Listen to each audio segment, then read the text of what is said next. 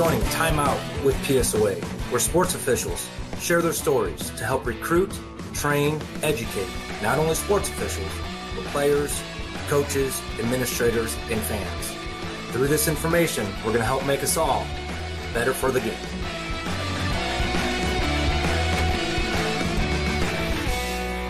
Thank you for taking time out with PSOA. Today's topic is one of my favorite segments to teach when I'm teaching sports officiating. And that topic is communication skills. The purpose of this podcast does revolve around sports officiating. But those of you who are listening, I hope you are able to use this communication skills episode to be a better communicator as a friend, a coworker, mom, dad, brother, sister, husband, wife, and then a player, coach, fan, or administrator. Many people think the official's job is to have good judgment. And really, the number one job of a sports official is to communicate human behavior. We have to communicate coaches' behavior. We have to communicate players' behavior. Sometimes we have to communicate partners' behavior. And then there's spectator behavior. After we communicate, we now have to do job number 2, and that's judgment. And really what judgment is learning when to communicate the behavior and when not to. You know, the quote is this: you don't have to call everything you see as a sports official, but you need to see everything you call. So with that being said, we're going to go into some truths of communication. Truth number 1, it is inevitable. As humans, we must communicate and we want to communicate. Truth number 2, it is irreversible. Whether it's first impressions, first handshake, first words out of our mouth, once we communicate, it cannot be taken back. All right? People can quote words, they cannot quote silence. Number 3, communication is contextual. My idea, my thought, my comment, my question, my gesture will mean something to me, but those receiving the communication could perceive it differently. So remember, perception is the reality when we communicate. And then the 4th thing, communication is complex. You have the official side of the story. You have the children's side of the story. Then you have the coach's side. Then you have the parent's side. And usually the truth in all that communication usually falls right in the middle. So before we go into the 3 components, understand there's always 2 sides of a communication, and be able to see both sides when we do communicate as a sports official. So the 3 components we're going to cover today is listening, verbal, and nonverbal. Probably the most important to be an effective communicator is listening. So let's start with the listening component. Listening is when we sit back and we gain information and allow others to speak first.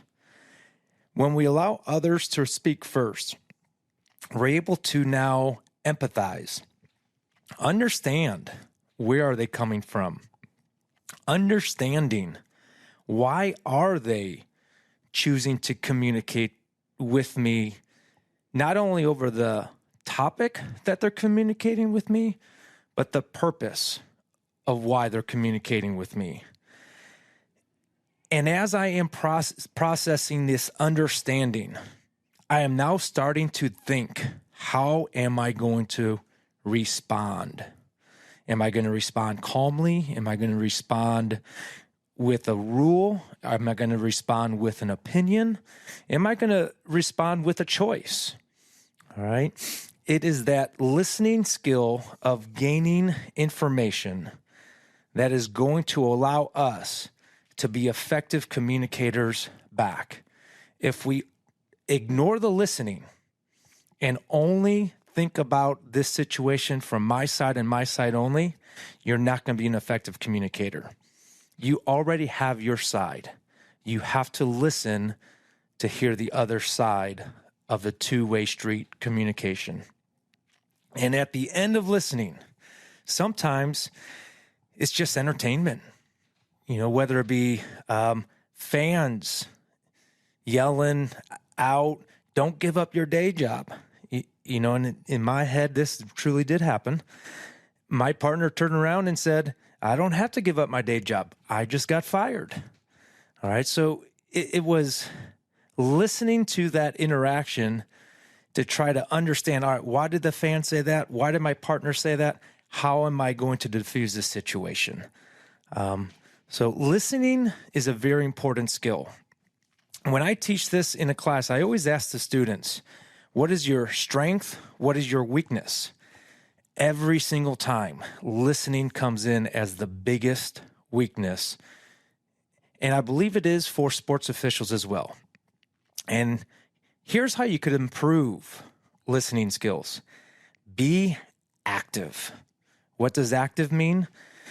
Put effort to look the other person in the eye and truly cognitively think and understand what is the intended message. Are they trying to influence my next call?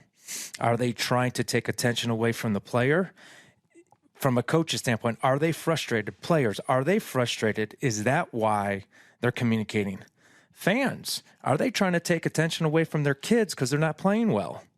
All right, so you have to truly understand what is it that is causing this other individual to communicate.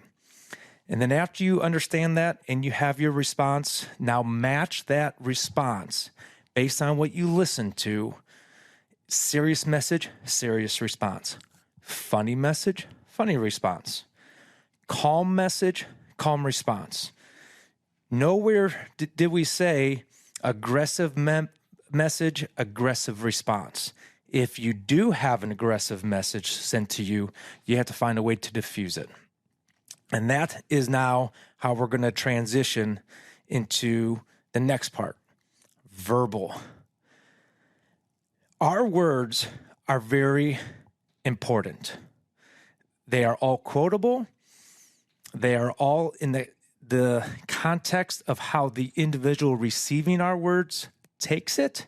So we always have to be courteous, we have to be approachable, and we have to be confident in the words we say. Verbal skill. Always speak to others how you would like to be spoken to. It's the golden rule, all right? Yes, as officials, we're going to be yelled at. Yes, as players and children, we're going to be yelled at. But when we feel that we are being mistreated, remember those. Because now when you're on the opposite side of that communication, you don't want to make others feel that way. So be professional. Give the other person options.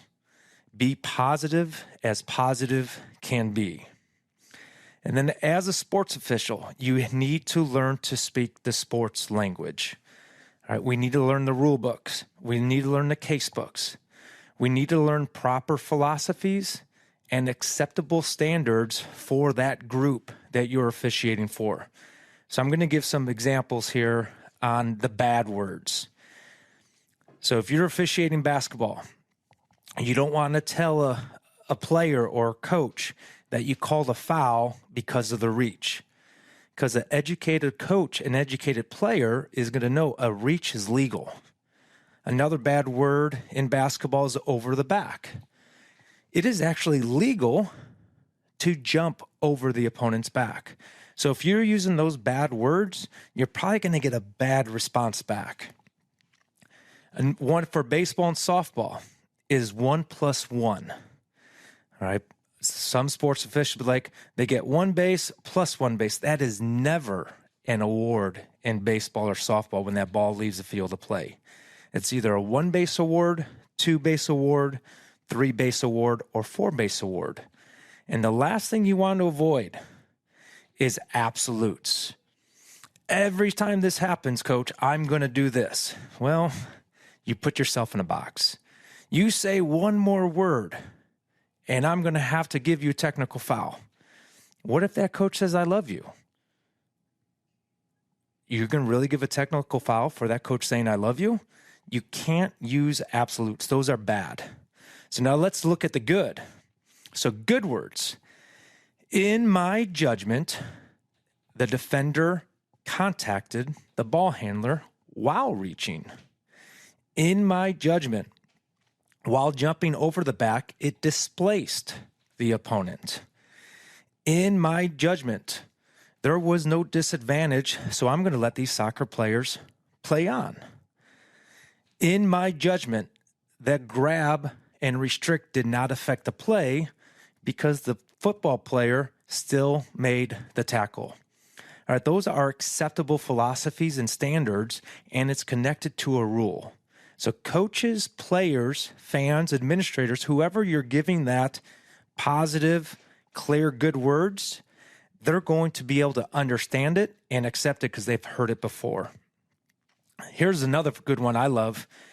If that is what happened, I saw it different from my angle. All right, again, understanding there's two sides of the story. There's multiple angles. That's why we have replay on professional sports and now majority of NCAA sports. The truth isn't always that one perspective. It's bringing multiple perspectives together to find that truth. So different angle, different result, different information. And the last verbal skill that is properly used is by rule. So if you are 100% sure of an enforcement of a penalty, by rule, automatic first down. By rule, ball is awarded at the division line. So these are what is going to happen after we communicate the behavior. So how can we improve verbal skills? We've said it already. All the time, you have to address people respectively.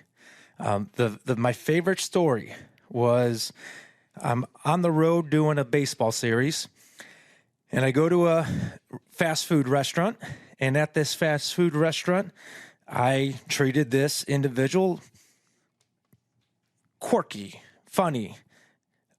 What was given back to me was I made this employee's day, making them laugh so hard. So the next day I go to the plate meeting, and the coach says, hey, Sean, were you at such and such a place yesterday ordering food? I go, yeah, my daughter recognized you. She said you just treated her so well, you made her day. She was having a bad day, you made her laugh, and you just made her day. And I'm like, I had no idea that was the coach's daughter. And that's the importance of always addressing people respectively and positively. Because now every single time I see this coach, this is now 7 years ago, he still remembers how I treated his daughter. So I never have issues with that coach. Does he disagree with my calls sometimes? Absolutely. But we respect each other where we're allowed to understand each other's side of the story. Second one, make explanations brief and to the point. So baseball, softball, ball beat runner, runner beat ball. That's an explanation of safe or out. That's your judgment. They could disagree with it, but it's hard to argue because it was brief and to the point. This is a basketball one. Defender moved forward. All right, you explain what the player behavior was. You now explain what the behavior can be differently to change the outcome of that judgment, and you gave your judgment. It's brief and to the point. Here's a football one. point of attack affected the play. All right. So why did we throw the flag for holding on this one? Because it was where the ball was, and it affected the play because it was for a positive yard, or it allowed the passer to escape the pocket. So it's a brief explanation and straight to the point. It's communicating the actual behavior that you saw. It's not an opinion. It is communicating the behavior that you saw. Another way you could improve verbal skills as a sports official, and really in any component of life, ask a question before you state your side. Again, listen, but I'm using my verbal skills to get the listening portion out. Hey, coach, what did you see happen on that play? Hey, number 22, what happened between you and number 44? This is a baseball softball one. You know, after a borderline strike or ball call, you ask the catcher, would you want that to be called the same against your teammates? You would be surprised when you ask the audience the question, what they are going to give you back. And now, again, it goes back to you already have your side. You're gaining information using verbal skills to get the other side. And the truth is now let's keep it in the middle. Let's keep it fair. The last component is the most misconceived, or we don't realize of how important this component is. Non-verbal skills. Our facial expressions. Do you constantly have a scowl on your face, or do you constantly have a smile on your face? That's going to make a big difference of how people interact with you. Body language such as stance. Are you always crossing your arms?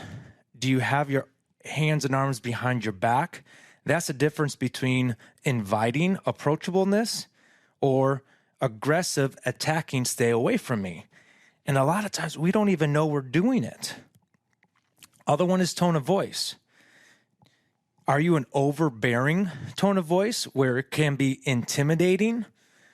And if it is, when you're working 3rd, 4th, 5th grade children, they're going to be standoffish. They're going to be scared of you.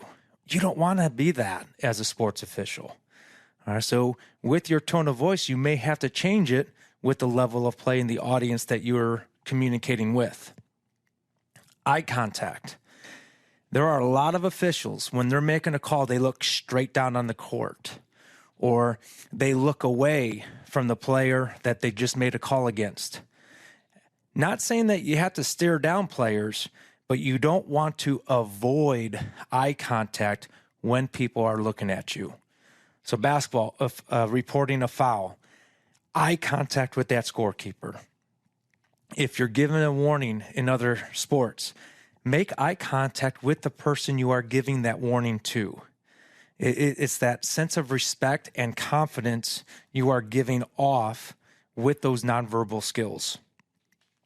Gestures, all right? We could be thumbs up. We could be winking. We could be waving our hands. Again, perception is reality. When we are meeting as a crew, whether it be pulled foot swipe tag, whether it be during a timeout, people are watching us, and you have to be careful what you are doing with your hands, with your arms, with your body, and you don't want to use these gestures to give away what's going on or what is perceived going on in this conversation, because it could be used against you. Another nonverbal skill is movement. All right, just by hustling, you're going to get credibility. All right, I say this a lot in our baseball and umpire training. If I have 10 close plays and I get all of them correct and I don't move from behind home plate, I'm constantly going to be yelled at. However, if I get out from home plate in a one-person game and there's those same 10 close plays, and I get 50% of them correct, 50% of them incorrect. So now I'm a 50% official. I will not get yelled at one single time because I'm sending the nonverbal skill of movement, engagement. I want to be there. I'm working hard. I compare that to players. Players who make 20 out of 20 shots, but don't get back on defense 10 of those 20 times, they're going to get yelled at for not hustling. Those players who miss 50% of the shots, but they hustle back every single time, the coach is going to reward the nonverbal skill of hustle. So having hustle movement is another skill where we could show that we are there with a right demeanor and positive demeanor. And the last one is volume of speech. Again, we as sports officials, yes, people get emotional and they raise their voices towards us. When that happens, you don't want to be that what we call elementary school cafeteria. They just get louder, louder, louder, louder, louder. You want to diffuse the conversation so you could now have a discussion. So if I have a coach or player who starts yelling, I very calmly say, hey, what's going on? I'll almost get down to a whisper. It is amazing of how quick their volume of speech is going to match my volume of speech.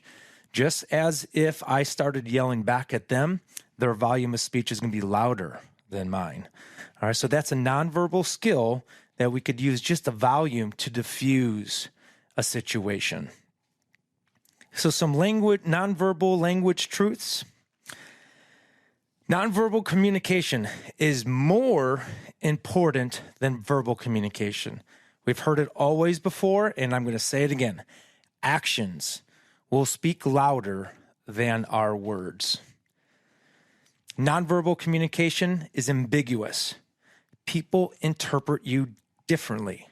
Try to use that nonverbal communication so as many people can interpret you similarly. Less gestures. All right? The good movement. Do things with a purpose out there as a sports official. Nonverbal communication is continuous. Everywhere you go now, every single game, every single event is on film. All right, so you are out there, you are being filmed all the time. So someone's watching, understand somebody's always processing your nonverbal language. And then nonverbal communication is learned behavior. So if you want to be successful, surround yourself with other successful communicators. People who are smiling. People who are using that body language to portray confidence, competence, all right? Because the more you are around those people, you are going to naturally pick up those nonverbal skills and put them into your game. I challenge everybody out there, after listening to this podcast, do this little drill. Monitor and reflect on the behavior, the nonverbal skills you give. Smile at 10 people. It could be strangers. It could be your friends. What type of behavior do they give back? Do they give a smile back? I bet you 80% of the time they do. Now, give them a scowl. Pick 10 different people. Give them a scowl. See what type of response you get back. I bet you 80% of the time you're going to get a negative response. So after doing that, that's the power of nonverbal skills. You have to monitor, what can I do nonverbally to get more positive reaction from the players, coaches, administrators, partners that I service? Because the more positive I give off, 80% of the time, you're going to get positive back. So be an influencer of positivity by giving off all those positive cues as a sports official. As we close up this podcast, again, this was for not only sports officials. If you listen to the information, you can use the listening to your friends. Use the listening with your family members. Use the listening tips with your coworkers. and even people you have never met in your life before. Understand the other side before you judge the other side. Get that other perspective. You already have your perspective. With the ultimate goal, an inevitable truth of communication, somewhere in the middle is the absolute truth. Talk back only when necessary. Not everything deserves or needs to be addressed with words. Remember, actions speak louder than words. All right, so if you choose your words, be very, very careful. Have an ultimate goal of education or dissemination of information. If it's going to be an emotional response, if it's going to be an attack, save it. Your body language will probably tell that person that you did not enjoy that interaction. So use the words to make an impact on future behavior with education and information to make those around you better. And the last, self-reflect on when you get negative feedback. Is it something you are cueing to them to get negative feedback? It could be as simple as you don't have a proper mechanic or signal, so now somebody's confused. That mechanic of signaling is nonverbal communication. All right, find the positive cues. When you find the positive cues, keep doing those positive cues. When you tell a coach, thank you. When you tell coach, I appreciate it. All right. When you tell a player, good hustle, good shot, nice play, you are now being positive. All right. And you're going to get positive back. Positivity is very, very contagious energy. Be that person to help spread that positive energy no matter how you are being treated. Because the more positive you are, the more positive it's going to make others around you better. I hope you enjoyed this podcast on communication skills. Again, it is by far the best segment that I could ever teach a new young sports official. You know, there's a lot of pressure. We got to get all the calls right. Got to get all the calls right. No, we don't have to get all the calls right because we can't. It's impossible. All right, we're going to make mistakes. However, one thing we do have total control over is our communication of what the players, coaches, partners, spectators did. If you want to be a great sports official, be a great communicator. Thank you for taking time out with PSOA today. If you've enjoyed this information, please visit us at our YouTube channel, Timeout with PSOA. If you have any other questions, thoughts, ideas of what we can talk about on future podcasts, please email PSOA@premiersportsofficials.com. And officials, remember, you're only as good as your last call.